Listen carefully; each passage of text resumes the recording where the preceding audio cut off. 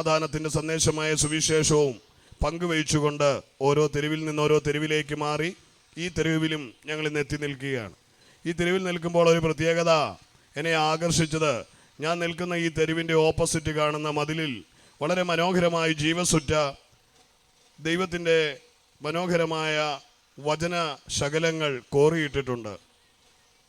ഇത് ജീവനെ പ്രദാനം ചെയ്യുന്നതും മനുഷ്യ ഹൃദയങ്ങളിൽ ധൈര്യവും പ്രത്യാശയും പകരുന്നതുമായ ഈ മനോഹരമായ വരികൾ കോറിയിട്ട ഇതിന് പിന്നിൽ ഏത് വ്യക്തിയായിരുന്നാലും അവരെ ദൈവം ധാരാളമായി അനുഗ്രഹിക്കട്ടെ. കാരണം മാനവകുലത്തിന് രക്ഷയ്ക്കും മാനവകുലത്തിൻ്റെ സമാധാനത്തിനും മാനവൻ്റെ സന്തോഷത്തിനും സമാധാനത്തിനും അവൻ ഉറപ്പും ധൈര്യവും എല്ലാം പകരുവാൻ കഴിയുന്ന സന്ദേശങ്ങളാണിതിൽ ഒന്ന് ആദ്യം മുതൽ അങ്ങറ്റം വരെ ഈ മതിലുകളിൽ കോറിയിട്ടിരിക്കുന്നത്. അതിലൊരു ഭാഗം എന്നെ ഒന്ന് സ്പർശിക്കുവാനിടയായി. എല്ലാ ഭാഗങ്ങളും ജീവസുറ്റതെങ്കിൽ തന്നെയും അതിലൊരു ഭാഗം ഞാൻ നിൽക്കുന്നതിൻ്റെ നേരെ ഓപ്പോസിറ്റ് വിശുദ്ധ ബൈബിളിൽ യെശയ്യാ പ്രവാചകൻ എഴുതിയ പുസ്തകത്തിൻ്റെ 45-ാമത് വാക്യത്തിൽ പറയുന്ന ഒരു മനോഹരമായ വാക്യമുണ്ട്, ഭയപ്പെടേണ്ട, ഞാൻ നിന്നോട് കൂടെയുണ്ട്. ഇന്ന് അതേ ആ വചനത്തിൽ നിന്നുകൊണ്ട് നിങ്ങളോട് ദൈവത്തിൻ്റെ മാറ്റമില്ലാത്ത സന്ദേശത്തെ ഉയർത്തി കാട്ടുവാനാണ് ഞാൻ ആഗ്രഹിക്കുന്നത്. ഭയപ്പെടേണ്ട, ഞാൻ നിന്നോട് കൂടെയുണ്ട്. ക്രിസ്തീയ സമൂഹം വിശ്വസിക്കുന്ന വിശുദ്ധ ബൈബിളിൻ്റെ അകതാളുകളിലേക്ക് നോക്കിയാൽ ഒരു വർഷത്തിലെ 365 ദിവസവും ഓർമ്മപ്പെടുത്തലെന്ന പോലെ ബൈബിളിൻ്റെ താളുകളിൽ പരതി നോക്കുമ്പോൾ 365 പരം പ്രാവശ്യം എഴുതിയിട്ടുണ്ട് ഭയപ്പെടേണ്ട, ഭയപ്പെടേണ്ട എന്ന്. ദൈവം മനുഷ്യനെ നോക്കി വിളിച്ചു പറഞ്ഞ ഏറ്റവും മനോഹരമായ ഒരു പദമാണ് ഭയപ്പെടേണ്ട. ഇഹലോകത്തിലെ ഒരു മനുഷ്യർക്കും ഉറപ്പ് നൽകാൻ കഴിയാത്ത, മനുഷ്യൻ്റെ ആരോഗ്യത്തിന് ഉറപ്പ് നൽകാൻ കഴിയാത്ത, മനുഷ്യൻ്റെ സമ്പത്തിന് ഉറപ്പ് നൽകാൻ കഴിയാത്ത, ബന്ധങ്ങൾക്ക് ഉറപ്പ് നൽകാൻ കഴിയാത്ത ആധികാരികമായ ഒരു പദമാണ് ഭയപ്പെടേണ്ട എന്നുള്ള ഈ സന്ദേശം. മറ്റാർക്കും നമ്മളോട് ഭയപ്പെടേണ്ട എന്ന് പറഞ്ഞാലും നമുക്ക് ഭയം വിട്ടുമാറുകയില്ല. ഒരു ഡോക്ടർ രോഗിയോട് പറയുകയാണ്, നീ ഭയപ്പെടേണ്ട, ഞാൻ നിന്നെ ചികിത്സിക്കുന്നുണ്ടല്ലോ. ഒരു സ്വല്പമൊക്കെ ധൈര്യമുണ്ടായെങ്കിലും ഓപ്പറേഷൻ തിയേറ്ററിലേക്ക് കടന്നു പോകുമ്പോൾ മാസ്ക് വെച്ച സ്വരൂപങ്ങളെല്ലാം ചുറ്റും നിൽക്കുന്ന സമയത്ത് അവൻ്റെ ഹൃദയത്തിൻ്റെ അകതാരിൽ ഒരു ആന്തലുണ്ടാകും. മരണം അവനെ വിഴുങ്ങുമോ എന്നുള്ളൊരു ഭയം.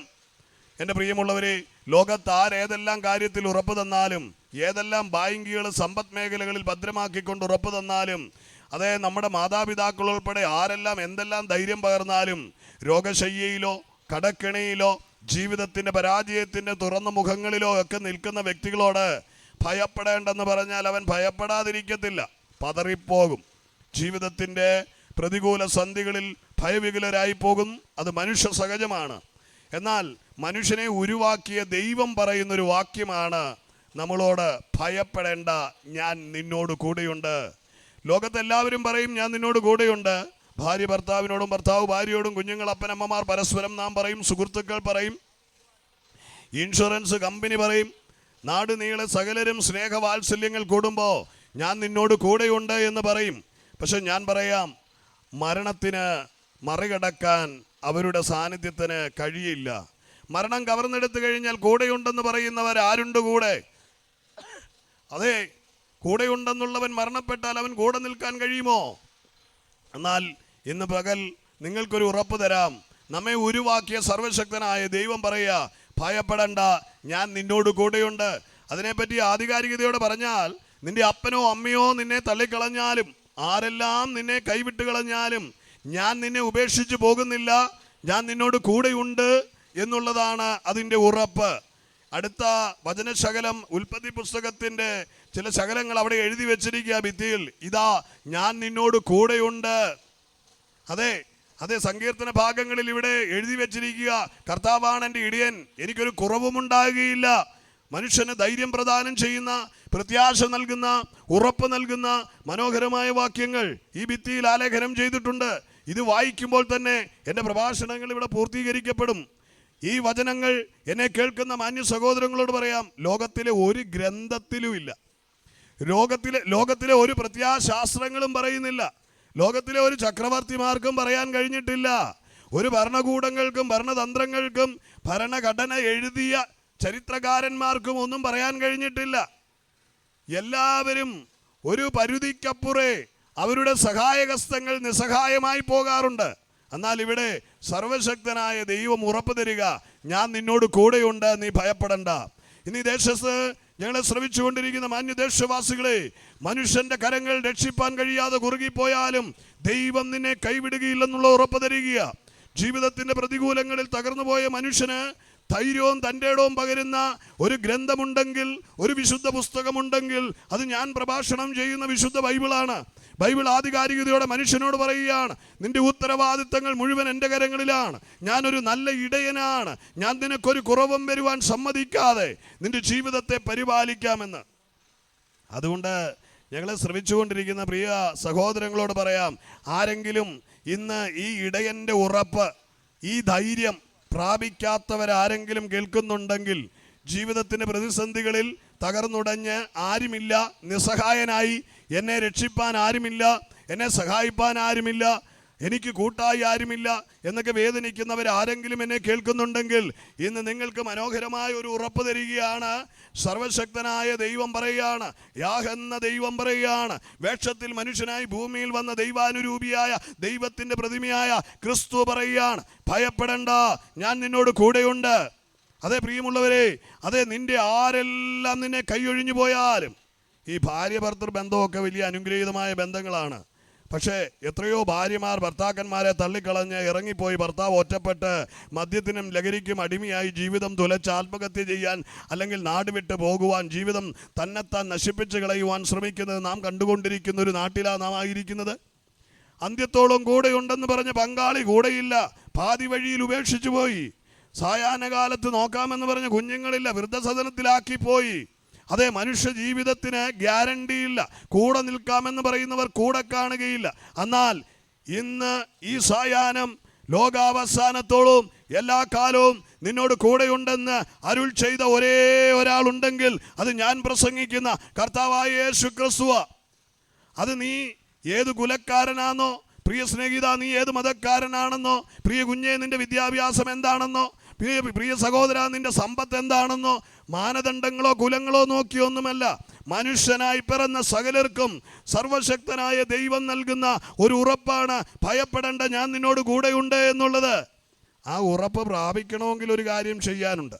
അത് പറഞ്ഞ് അവസാനിപ്പിക്കുവാനാണ് ഞാൻ ആഗ്രഹിക്കുന്നത്. ദൈവം കൂടെയുണ്ട്, ദൈവം പരിപാലിക്കും, ദൈവം അന്ത്യത്തോളം നിങ്ങളെ നടത്തും, കൈവിടുകയില്ലെന്ന് ഉറപ്പ് നൽകിയിരിക്കുന്നതാണ്.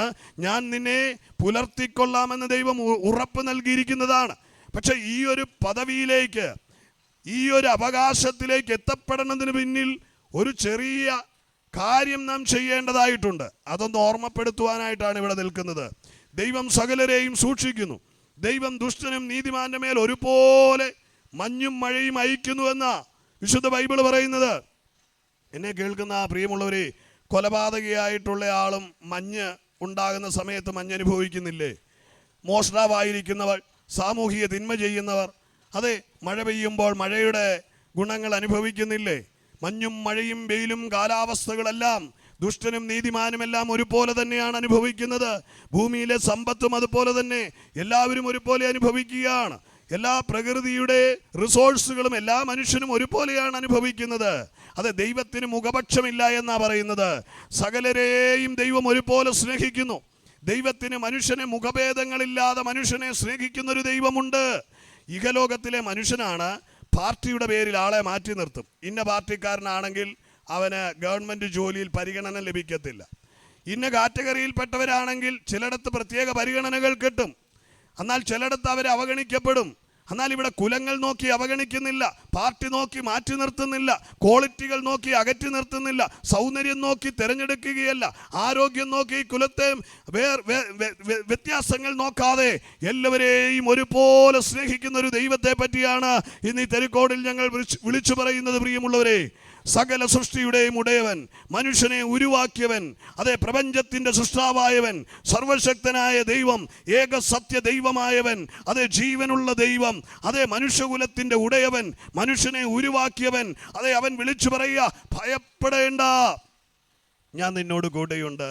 എന്നെ കേൾക്കുന്ന മാന്യ സഹോദരങ്ങളെ, ഈ സർവശക്തനായ ദൈവം, മുഖപക്ഷമില്ലാത്ത ദൈവം, സകലരെയും ഒരുപോലെ സ്നേഹിക്കുന്ന ദൈവം, അതെ എല്ലാ മനുഷ്യനെയും, അതെ ദുഷ്ടനെയും നീതിമാനെയും ഒരുപോലെ കരുതുന്ന ദൈവം, ആ ദൈവത്തിൻ്റെ മക്കളെന്ന പദവി അലങ്കരിക്കുവാൻ വേണ്ടിയാണ് ഈ ധൈര്യം പ്രാപിക്കാൻ ഞാൻ നിങ്ങളെ ആഹ്വാനം ചെയ്യുന്നത്. ഭയപ്പെടേണ്ടെന്ന് പറയുന്ന ഈ ധൈര്യം, കൈവിടുകയില്ലെന്ന് പറയുന്ന ഈ ഉറപ്പ്, ഞാൻ നിന്നെ പുലർത്തിക്കൊള്ളാമെന്ന് പറയുന്ന ദൈവത്തിൻ്റെ ഈ വാഗ്ദത്തം, ഞാൻ നിന്നോട് കൂടെയുണ്ട് എന്ന് പറയുന്ന ദൈവത്തിൻ്റെ ഉറപ്പ്, ഇത് പ്രാപിക്കുവാൻ വേണ്ടി ഒരു വ്യക്തി എന്തായി തീരണമെന്ന് പറഞ്ഞ് അവസാനിപ്പിക്കുവാനാ ഞാൻ ഇന്നിവിടെ നിൽക്കുന്നത്. പ്രിയമുള്ളവരെ, മനുഷ്യനെ ദൈവം സ്നേഹിക്കുന്നു എന്നുള്ളത് വാസ്തവമാണ്, ദുഷ്ടനെയും നീതിമാനെയും സ്നേഹിക്കുന്നു എന്നുള്ളത് വാസ്തവമാണ്. പക്ഷേ ഒരു കാര്യത്തിൽ വിശുദ്ധ ബൈബിൾ ഇപ്രകാരം പറയുന്നു: ദൈവം പാപത്തെ വെറുക്കുന്നു, പാപിയെ സ്നേഹിക്കുന്നു. പാപപങ്കുലമായ ജീവിതത്തോടെ, അകൃത്യം നിറഞ്ഞ ജീവിതത്തോടെ ദൈവത്തെ പ്രസാദിപ്പിക്കുവാൻ ആർക്കും കഴിയത്തില്ല. തിന്മ ചെയ്യുന്നവൻ്റെ പൂജകൾ ദൈവം സ്വീകരിക്കത്തില്ല.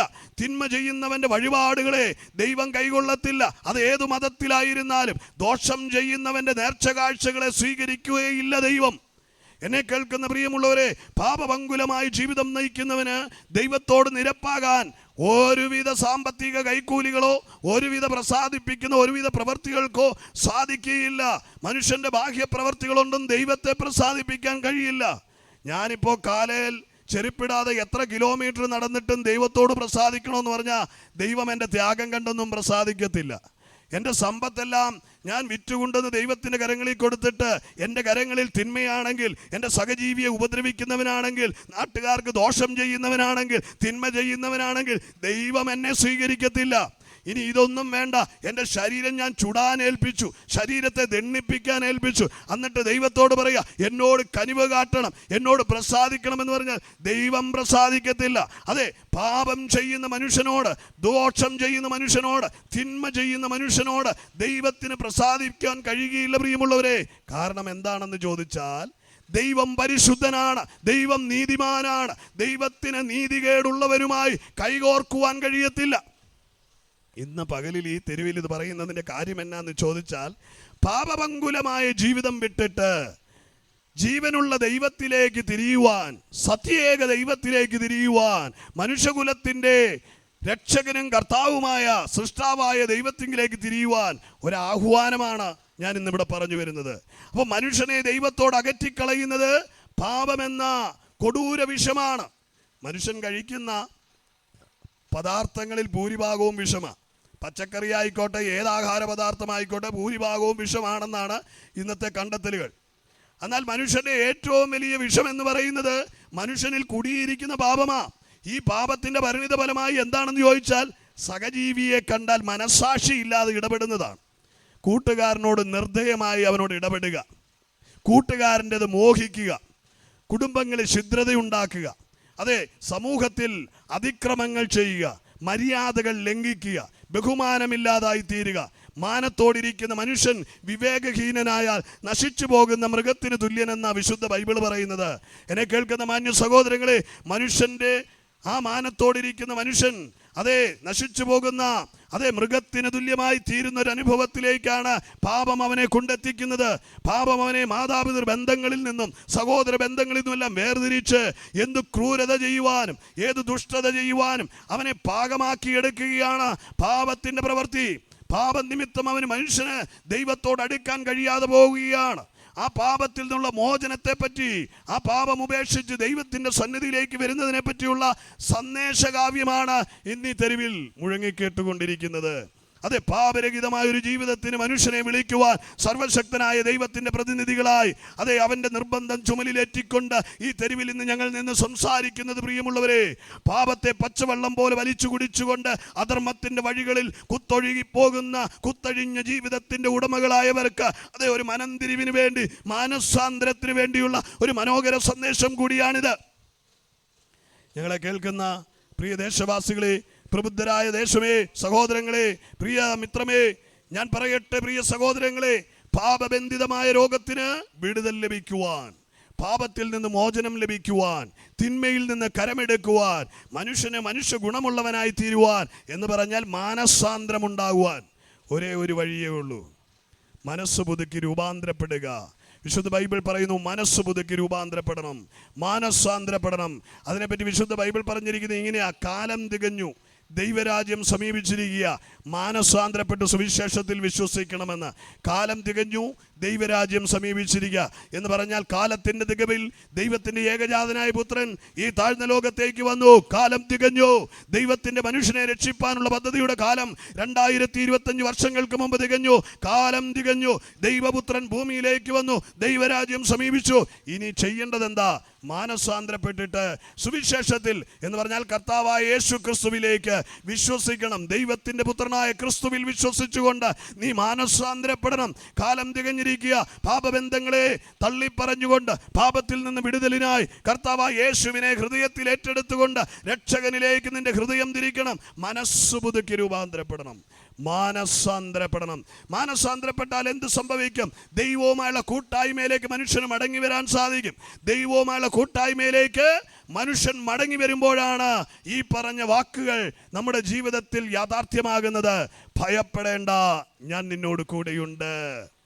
ഞാൻ കർത്താവാണ് എൻ്റെ ഇടയൻ, എനിക്കൊരു കുറവും ഉണ്ടാകുകയില്ല എന്ന് നിനക്ക് പറയുവാൻ കഴിയും. ഇതാ കർത്താവിൻ്റെ ഉറപ്പ് പ്രാപിക്കുവാൻ കഴിയും. ഇന്ന് പ്രിയമുള്ളവരെ, ആ മാനസാന്തര യോഗ്യമായ അനുഭവത്തിലേക്ക് വരുവാൻ നാം എന്ത് ചെയ്യണം എന്നുള്ളതാണ് പ്രസക്തമായ മറ്റൊരു കാര്യം. അതിന് നമ്മുടെ കൈക്രിയകൾ വേണ്ട, സമ്പത്തും ചെലവഴിക്കേണ്ട, നമ്മളൊരു വിശുദ്ധ സ്ഥലം തേടി പോകണ്ട, നമ്മൾ എന്തെങ്കിലും ബാഹ്യക്രിയകളൊന്നും ചെയ്യണ്ട, 10 തവണയല്ലേ 100 തവണ ഏതെങ്കിലും ഒരു മന്ത്രോച്ചാരണം നടത്തണ്ട, ദൈവമേ ദൈവമേ ദൈവമേ എന്ന് വിളിക്കണ്ട. ഒരു ക്രിയകളും ഒരു പ്രവർത്തികളുമില്ല. മനുഷ്യന് രക്ഷപ്പെടുവാൻ വേറെ ഒരു ബാഹ്യ പ്രവർത്തികളുമില്ല. വിശുദ്ധ ബൈബിൾ പറയുന്നത് ആകാശത്തിൻ്റെ കീഴിൽ മനുഷ്യരുടെ ഇടയിൽ രക്ഷിക്കപ്പെടുവാനായി നൽകപ്പെട്ട ഏകനാമം എന്ന് പറയുന്നത് കർത്താവായ യേശുവിൻ്റെ നാമമാ. ആ നാമത്തെ വിളിച്ചപേക്ഷിക്കുകയാണ് മാനസാന്തരപ്പെടുവാൻ, പാപമോചനത്തിനുള്ള വഴി. അതെ, അവൻ്റെ രക്തം സകല പാപത്തെയും പോക്കി മനുഷ്യനെ ശുദ്ധീകരിക്കുന്നുവെന്ന് വിശുദ്ധ ബൈബിൾ പറയുക. ഒരു മനുഷ്യന്റെ പാപം എത്ര രക്താംബരം പോലെ കടിഞ്ചുമപ്പായിരുന്നാലും പാപത്തെ കഴുകി പാപത്തിന്റെ കറയെ നീക്കി അവനെ വെണ്മയുള്ളതാക്കി തീർക്കും. എത്ര കൊടൂര പാപിയായിരുന്നാലും കർത്താവായ യേശു ക്രിസ്തുവിൻ്റെ പുണ്യാഹ രക്തം കൊണ്ട് കഴുകൽ പ്രാപിച്ച് അവന് പുതു സൃഷ്ടിയാകുവാൻ കഴിയും, മാനസാന്തരപ്പെടുവാൻ. അതുകൊണ്ട് ഇന്ന് ഈ സായാഹ്ന സമയം എന്നെ ശ്രവിച്ചുകൊണ്ടിരിക്കുന്ന പ്രിയമിത്രമേ, നിന്റെ ജീവിതത്തിൽ ഒരു മാനസാന്തരം ആവശ്യമാണെങ്കിൽ, പാപപങ്കുലമായ ജീവിതത്തിൽ നിന്ന് ഒരു വിടുതൽ ആവശ്യമാണെങ്കിൽ, പാപത്തിൻ്റെ പരിണിതഫലമായ ശാപത്തിൽ തളം കെട്ടി തകർന്നു കിടക്കുകയാണെങ്കിൽ, കുടുംബ സമാധാനം നഷ്ടപ്പെട്ട് കിടക്കുകയാണെങ്കിൽ, സാമ്പത്തികമായി ഉടഞ്ഞിരിക്കുകയാണെങ്കിൽ, മനോഭാരത്താൽ ആകുലപ്പെട്ടിരിക്കുകയാണെങ്കിൽ, രോഗിയായി കിടക്കുകയാണെങ്കിൽ, ഇന്നെ കേൾക്കുന്ന മാന്യമിത്രമേ, നിന്റെ ജീവിതം പരാജയമാണോ? വിദ്യാഭ്യാസം പരാജയമാണോ? കുടുംബജീവിതം പരാജയമാണോ? തൊഴിൽ പരാജയമാണോ? ബിസിനസ് പരാജയമാണോ? ഏത് മേഖലയിൽ പരാജയപ്പെട്ട വ്യക്തിയായിരുന്നാലും ഇന്ന് മനോഹരമായ ഈ പദവി അലങ്കരിക്കുവാൻ ഒന്നേ ഒരു കാര്യം ചെയ്താൽ മതി. നിന്റെ പാപത്തെ ഏറ്റുപറഞ്ഞുകൊണ്ട് സർവശക്തനായ ദൈവത്തിന് സാഷ്ടാംഗം സമർപ്പിക്കുക.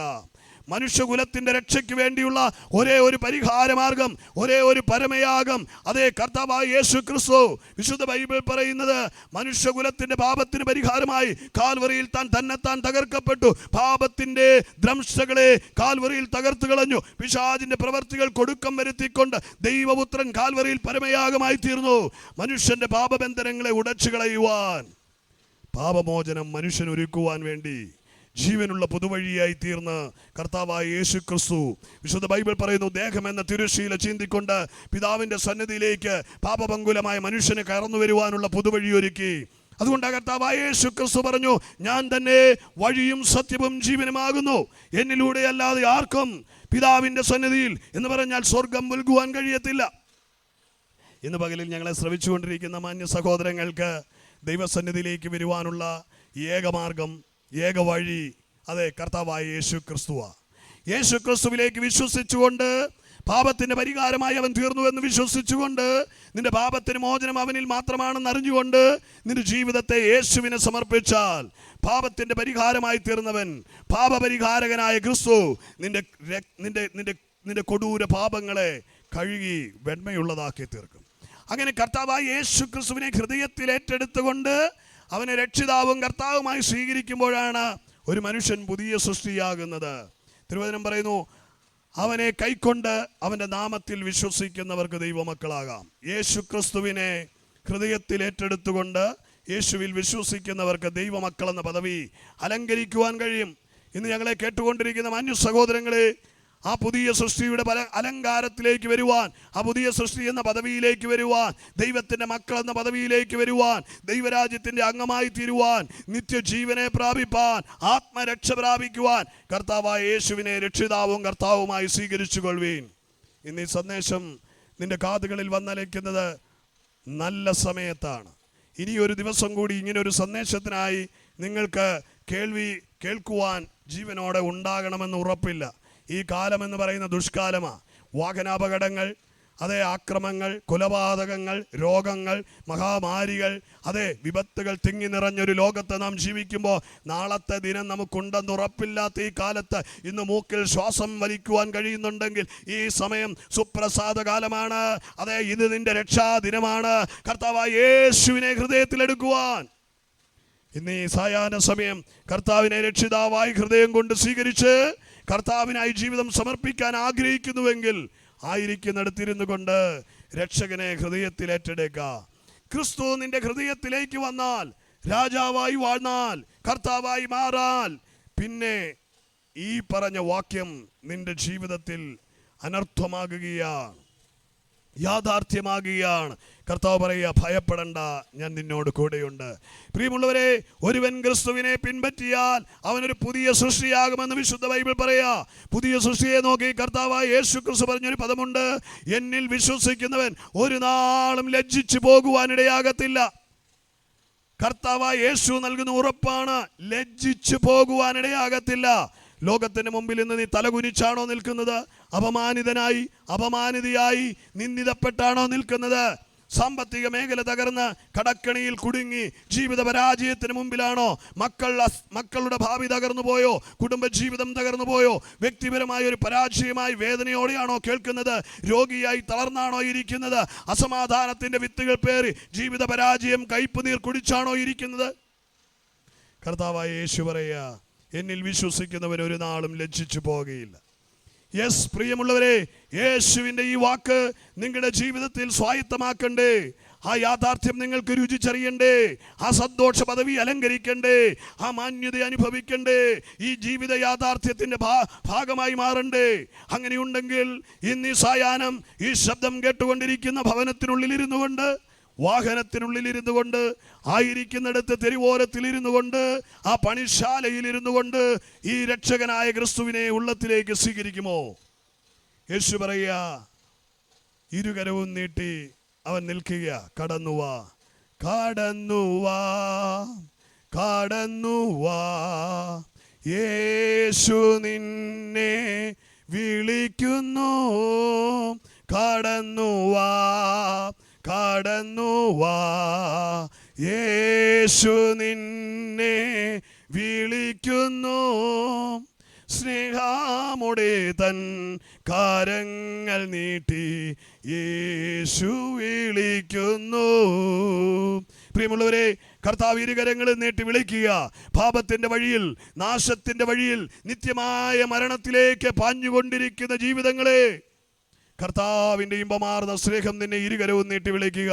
കടന്നുവാ, പാപത്തിന്റെ ചേറ്റിൽ നിന്ന് നിന്നെ വിടുവിക്കുവാൻ, കുഴഞ്ഞ ചേറ്റിൽ നിന്ന് നിന്നെ കരകയറ്റുവാൻ, ശാപകൂപത്തിൽ നിന്ന് നിന്നെ വിടുവിക്കുവാൻ, കണ്ണുനീർ താഴ്വരയിൽ നിന്നെ കരകയറ്റുവാൻ, മുടിഞ്ഞുപോയ കുടുംബത്തിൽ നിന്ന് പ്രതീക്ഷകളോടെ പടുത്തുയർത്തുവാൻ, പാലായനം ചെയ്യുവാൻ കാത്തു നിൽക്കുന്ന നിന്റെ ജീവിതം, അവസാനമായി വിധികൾ കാത്തിരിക്കുന്ന ജീവിതം, വീട്ടുകാർ തള്ളി പുറത്താക്കിയ നിനക്ക് പ്രതീക്ഷയുടെ കിരണമാ യേശു. ലോകീക രക്ഷിതാവായ കർത്താവായ യേശു ക്രിസ്തു മനുഷ്യ നിന്നെ നോക്കി വിളിക്കുക. പ്രിയ സഹോദര, നിന്നെ നോക്കി വിളിക്കുക, കടന്നുവാ, ഞാൻ നിന്നെ സ്നേഹിക്കുന്നു. പ്രിയമുള്ള സഹോദരങ്ങളെ, മാറ്റമില്ലാത്ത ഈ സ്നേഹത്തിൻ്റെ മാറ്റൊലി ഇവിടെ കേട്ടുകഴിഞ്ഞിരിക്കുകയാണ്. നിന്റെ കുറവുകളെ നോക്കാതെ, നിന്റെ പാപത്തിൻ്റെ ആഴത്തെ ആരാഞ്ഞ് ചോദിക്കാതെ, നിന്റെ അവസ്ഥകൾ എന്ത് തന്നെയായിരുന്നാലും ഇരുകരവും നീട്ടി കർത്താവ് നിങ്ങളെ ക്ഷണിക്കുക. യേശു വിളിക്കുക, നീ കടന്നുവാ, എൻ്റെ സ്നേഹത്താൽ ഞാൻ നിന്റെ പാപത്തിൻ്റെ കുറവുകളെ കഴുകിക്കളയാം, എൻ്റെ പുണ്യാഹ രക്തം കൊണ്ട് നിന്റെ പാപക്കറകളെ കഴുകാം. ക്രൂശിലെ എൻ്റെ മരണം നിനക്ക് വേണ്ടിയായിരുന്നു, എൻ്റെ ജീവൻ ഞാൻ നിനക്ക് വേണ്ടി നൽകിയതാ. തിരുവചനം പറയുന്നു, അവൻ നല്ല ഇടയൻ, ആടുകൾക്ക് വേണ്ടി ജീവനെ നൽകിയവൻ. അതേ, ജീവനെ നൽകിയ രക്ഷകൻ പറയുക, ഞാൻ നിനക്കായി മരിച്ചു, നിനക്കായി എൻ്റെ അവസാന തുള്ളി രക്തവും ഊറ്റിച്ചെന്നു, നിന്റെ പാപത്തിന് ഞാൻ പരിഹാരം വരുത്തിയിരിക്കുന്നു. അതുകൊണ്ട് ഇന്ന് പാപപരിഹാരകനായ ക്രിസ്തുവിലേക്ക് ഹൃദയം സമർപ്പിക്കും. പ്രിയമുള്ളവരെ, യേശുവിലേക്ക് ഹൃദയം ഏൽപ്പിച്ചു കൊടുക്കുവാൻ ഒരേ ഒരു വാക്ക് മതി. കർത്താവിൻ്റെ പാപങ്ങൾക്ക് വേണ്ടി മരിച്ചു എന്ന് ഞാൻ ഹൃദയം കൊണ്ട് വിശ്വസിക്കുന്നു എന്ന് പറഞ്ഞ്, നാവ് കൊണ്ട് ഏറ്റുപറഞ്ഞ് ആ രക്ഷകനെ എൻ്റെ ഹൃദയത്തിലേക്ക് ക്ഷണിച്ചാൽ ദൈവമക്കളെന്ന പദവി പ്രാപിക്കാം. ഇന്ന് ഈ നല്ല രക്ഷകനെ ഹൃദയത്തിൽ ഏറ്റെടുത്തുകൊണ്ട് ദൈവരാജ്യത്തിൻ്റെ അവകാശിയായി തീരുക, നിത്യസമാധാനത്തെ പ്രാപിക്കുക, ദൈവത്തിൻ്റെ ഭയരഹിതമായ ദൈവത്തോടു കൂടിയുള്ള വാസത്തിനായി നിങ്ങളെ സജ്ജമാക്കുക. തിരുവചനം പറയുന്നു, ഒരുവൻ ക്രിസ്തുവിലായാൽ അവൻ പുതിയ സൃഷ്ടിയായി മാറും. ലഹരികൾ നിന്നെ വിട്ടുപോകും. പാപപങ്കുലമായ ജീവിതങ്ങൾ തൊട്ടു തീണ്ടാതെ ഐശ്വര്യ സമ്പൂർണമായ, അനുഗ്രഹപൂർണമായ, സൽസ്വഭാവമുള്ള, മാന്യതയുള്ള ഒരു ജീവിതത്തിൻ്റെ ഉടമയായി നിങ്ങൾക്ക് മാറുവാൻ കഴിയും. കഴിഞ്ഞകാല ജീവിതത്തിൻ്റെ കയ്പ് നീരുകളെ മാറ്റി ആസ്വാദികരമായ, അനുഗ്രഹീതമായ ജീവിതത്തിലേക്ക് ക്ഷണിച്ചുകൊണ്ട് കർത്താവായ യേശുവിൻ്റെ അരികിലേക്ക് ഞാൻ നിങ്ങളെ വിളിക്കുക. ഇന്ന് ഈ ദേശത്തെ ശബ്ദം കേട്ട പ്രിയമുള്ളവർക്ക് വേണ്ടി ഞങ്ങൾ പ്രാർത്ഥിക്കും. ഈ പ്രാർത്ഥനയുടെ മധ്യത്തിൽ നിങ്ങൾക്ക് ആർക്കെങ്കിലും നിങ്ങളുടെ ഭാരമൊന്ന് പങ്കുവയ്ക്കണമെന്നുണ്ടെങ്കിൽ ധൈര്യമായി മുൻപോട്ട് കടന്നു വരാം. ഞങ്ങളും തകർന്നവരായിരുന്നു. ഞങ്ങളെയും പണിതതും ഞങ്ങളെയും രക്ഷിച്ചത് ഈ കർത്താവിൻ്റെ സ്നേഹമാണ്. അതുകൊണ്ട് നിങ്ങൾക്കായി ഞങ്ങൾ പ്രാർത്ഥിക്കാം. ഇവിടെ അടുത്തതിന് വേണ്ടുന്ന കൂടിവരവുകളുണ്ട്. പ്രിയ എൻ്റെ സഹയാത്രികൻ അതിനെപ്പറ്റി നിങ്ങളോട് പറയും, നിങ്ങൾക്ക് വേണ്ടി പ്രാർത്ഥിക്കും. നിങ്ങളോട് കർത്താവിൻ്റെ ഈ ദിവ്യ സ്നേഹം പങ്കുവയ്ക്കുവാൻ ദൈവം എനിക്ക് നൽകിയ സാവകാശത്തിന് നന്ദി പറഞ്ഞുകൊണ്ട് വാക്കുകളിൽ നിന്ന് വിരമിക്കുന്നു. God bless you. വളരെ അനുഗ്രഹീതമായ സന്ദേശങ്ങൾ നമ്മളെ കേൾപ്പിക്കുവാനിടയായി തീർന്നല്ലോ. Bethel Christian evangelistic and fellowship സെൻ്ററിൻ്റെ ആഭിമുഖ്യത്തിൽ, മണ്ണുത്തിലുള്ള ദൈവസഭയുടെ ആഭിമുഖ്യത്തിലാണ് ഞങ്ങളിവിടെ ദേശത്ത് കടന്നു വന്നത്. ഈ സന്ദേശം അറിയിച്ചത്. കൂടുതൽ നിങ്ങൾക്ക് കൗൺസിലിങ്ങിന്, പ്രയറിന് നിങ്ങൾക്ക് ആവശ്യമുണ്ടെങ്കിൽ ഞങ്ങളുമായി ബന്ധപ്പെടുക. ഒരു വാക്ക് ഞങ്ങൾ പ്രാർത്ഥിക്കുന്നു. സ്നേഹവാനും നിത്യനും പരിശുദ്ധനുമായ ഞങ്ങളുടെ സ്വർഗസ്ഥ നല്ല വാഴ്ത്തപ്പെട്ട പിതാവേ, ഈ കവലയിൽ നിന്നുകൊണ്ട് യേശു കർത്താവിൻ്റെ നാമത്തെ ഉയർത്തുവാൻ ദൈവം ഞങ്ങൾക്ക് തന്ന കൃപയ്ക്കായി സ്തോത്രം. സന്ദേശം അറിയിച്ച കർത്താദാസനെ പിന്നെയും ശക്തീകരിച്ച് അങ്ങയുടെ നാമത്തെ ഉയർത്തുവാൻ ദൈവടയാക്കണം. കേൾവിക്കാരെ അനുഗ്രഹിക്കണം, നന്മകളാൽ നിറയ്ക്കണം. പ്രാർത്ഥന കേട്ട് പ്രവർത്തിക്കണം. യേശുവിൻ നാമത്തിൽ തന്നെ ആമേൻ.